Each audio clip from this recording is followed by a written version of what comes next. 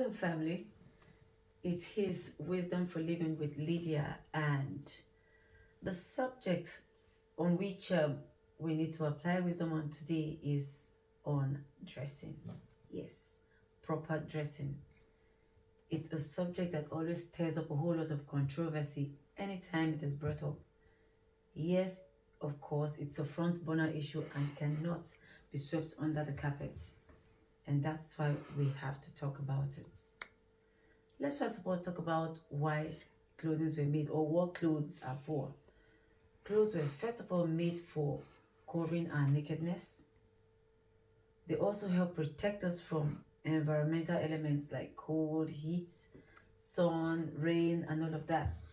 They also protect us from germs and, you know, insects and all of that within our surroundings. Clothing are also a means of identity as it is in cultural attires, and also a strong, symbol of unison as we have in, uniforms for sports, funerals, weddings, and the sort. As regards proper covering, even a little child recognizes that certain parts of their bodies are private to them and wants them properly covered. How much more you, a young girl or a young boy, or a full-grown adult? Culturally, no human society supports nudity or nakedness, as it were. And over the years, as technology and development progressed, it has positively affected or contributed in producing the right materials for the right clothes, the right climate, the right occasion, and all of that. But yet, it hasn't addressed the issue of proper covering. Our sense of dressing has not been affected positively. In fact, it has been on the reverse. But no matter how sophisticated the human society becomes, there is a set of people, a class of people who will never trade their sense of decent and moral dressing for anything. And that is the royals. Modesty in dressing and courage is the currency with which royals transact with. It is their identity. Nudity, therefore, is not being classy, and decent or modest dressing is therefore not being out of style or old-fashioned. You are the one living with that deception. Yes.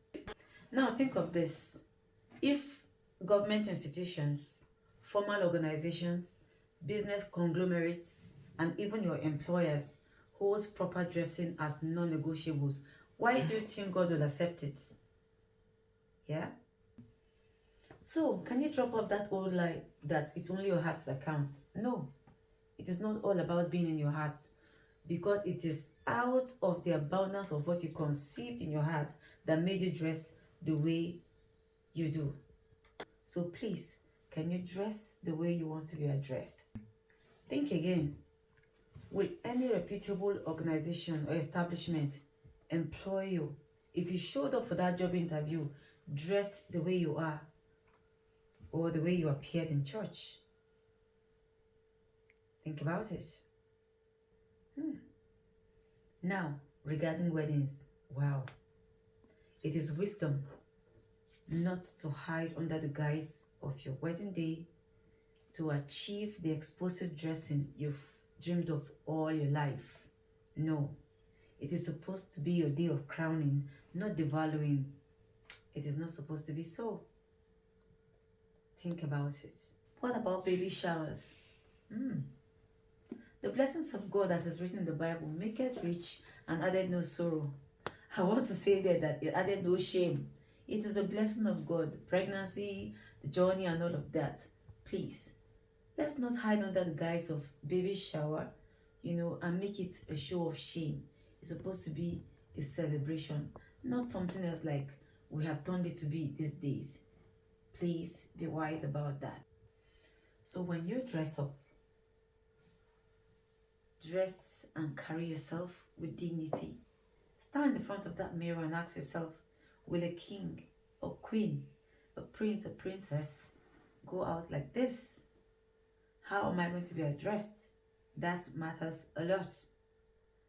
Philippians 4 verse 5 says, let your moderation be made known to all. So just be very conscious about your dressing and your appearance. It is wisdom.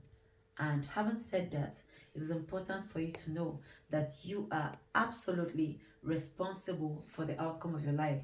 So think, act, behave responsibly. Thank you very much, and God bless you.